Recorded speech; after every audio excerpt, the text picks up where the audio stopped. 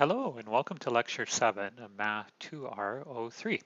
In today's lecture, we're going to be looking at Section 2.B of the textbook, which is on bases. So just to kind of give a quick recap of where we are, in the previous lectures, we were looking at the notions of span and being linearly independent. And in today's lecture, we want to combine both of these terms and define what's called a basis.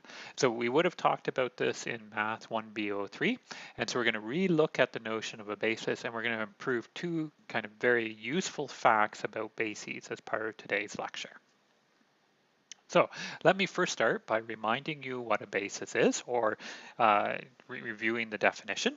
So a basis for V, so V being a vector space, is a list of vectors in our vector space, V1 through, and I want to actually use M through my talk today, so let me change that to an M.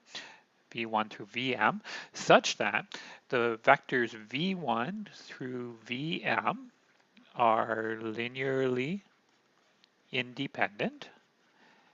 So that's one property that we want them to have. And the second property that we want them to have is that these vectors also span the vector space. So basis combines both the notion of spanning set and a linearly independent set. And so let me give you an example of these notions of bases. Okay, so let's do my example. So one example of a basis is the standard basis for Fn. So this is probably something you remember from Math 1B03. So we have a bunch of vectors where we have 1 in one of the spots and 0 everywhere else. And this is a basis for Fn. Okay, so we have each of these tuples are length n, and this is a basis for Fn.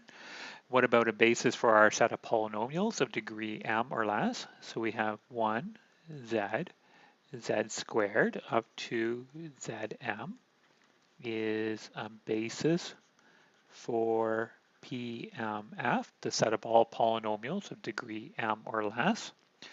What else do we have? Well, we also have that the vector, the list 1, 2, comma 1, negative 2 is a basis for F2. So we already know one basis for F2. Here we have another basis for F2. It's not that difficult to see that they're linearly independent because one vector is not a scalar multiple of the other vector. And it takes a little bit of work to show that it spans all of F2, but you could use what you've learned in Math 1B03 to check that. One of the easiest ways is to make a matrix whose first column is 1, 2, and whose second column is 1, negative 2, and then show that the determinant is not 0. Now, an example of a non-basis is, say, the set 1, 1. And this is linearly independent in F2, but does not span. But does not span F2, so not a basis. So we have one of the properties, but not both of the properties. And on the other hand, we have that the set 1, 2, 1, negative 2, and 1, 1, it spans F2. And it clearly spans F2 because we already know the first two vectors span all of F2. So we just thrown in another vector, but this is not linear independent. Not linearly independent. In fact, you can find some sort of linear combination of the first two to create the third one. Not linearly independent, so not a basis. Okay, so this gives you some examples of things that are bases and things that are not bases. And the following theorem here kind of tells you when a collection of vectors is a basis for your vector space. So it's a basis if and only if every vector v can be expressed uniquely in the form a1 times v1, a2 plus v2, up to am times vm for some ai inside of your field f, where your vector space is a vector space over f. So I will kind of prove part of this before taking a pause. So we'll prove one direction of the statement. So here's the direction we'll prove. So we're going to prove that if we have a basis, then every element inside of our vector space can be expressed uniquely in terms of the basis. Since v1 through vm is a basis for any vector v in capital V, v looks like a1 v1, a2 plus v2 up to am times vm with ai inside of f, since v is the span of v1 through vm.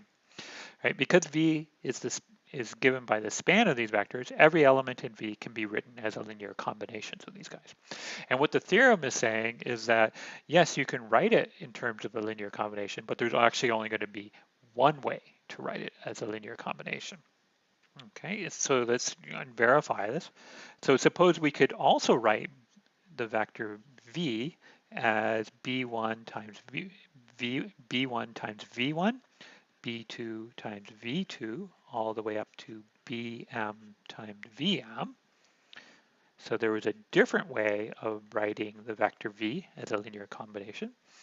Well, then what are we going to do? Well, we're going to make use of the fact that we have written V in two different ways. So that means that we can write the vector 0 as V minus V. And so we substitute in the two different ways of writing V, right? So A1 V1 up to am times vm minus b1 v1 up to bm vm, and we regroup, so we have a1 minus b1 times the vector v1 up to that should be an am minus bm times vm. And what we've done is we've written 0 as a linear combination of my vectors v1 through vm. But since the VIs, since V1 through Vm is linearly independent, here we're using the other fact that we have that V1 through Vm is a basis. This can only happen if AI equals BI, which is the same thing as saying that AI minus BI equals 0 for all I. Okay, and so what we have here is that if we were to try to write it in a different way, the only way you can write it in a different way is if A1 is equal to B1, A2 is equal to B2, and so on. So you've expressed it uniquely. There's only one way to do that.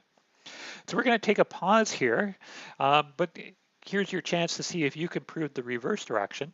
And then when we come back, I will actually work out the details for you.